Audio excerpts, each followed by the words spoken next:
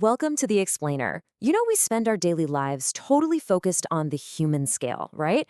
Just the stuff we can easily see and touch. But today, we're really pushing the absolute boundaries of physics. We are going to look at what happens when you take these single largest things in existence and compare them directly to the absolute smallest.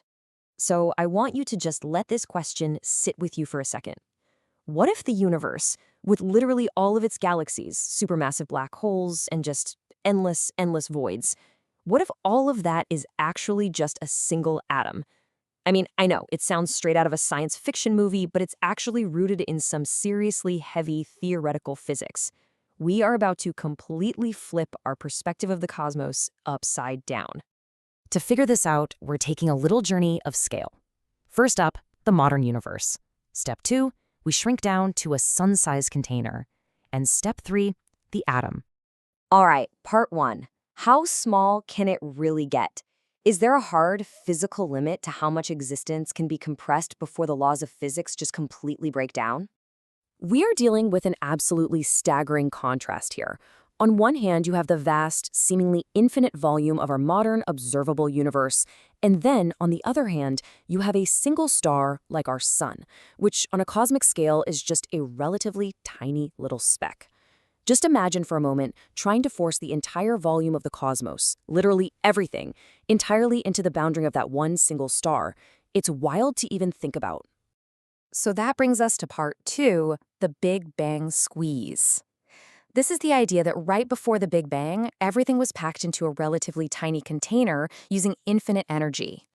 Okay, so scientists actually suggest that right before the Big Bang happened, every single bit of matter, all the mass and all the physical forces in existence were squeezed into a container no bigger than our sun. Every galaxy, every planet, even the very forces of gravity themselves, all localized in one spot, and squeezing all of that into a sun-sized sphere, well, that required something that's almost impossible for the human brain to comprehend. It required infinite energy. But here's the thing.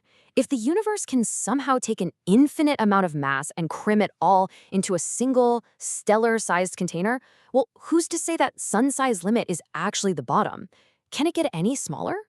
Let's look at part 3, universes within atoms. We have to ask, could the macro vastness of our universe directly mirror the subatomic microrealm? The ultimate realization we pulled from our source material is honestly mind-blowing. It states, and I quote, "Some scientists believe that there can be a universe in an atom too." I mean, this suggests that reality itself might be entirely fractal, meaning a single atom in our universe could actually be a massive, expanding cosmos for any entities living inside it, and they would be completely, totally unaware of the much larger structure that they belong to. So I want to leave you with this incredibly provocative thought. If entire universes can exist inside a single atom, is our universe, is everything we know just an atom inside something much larger?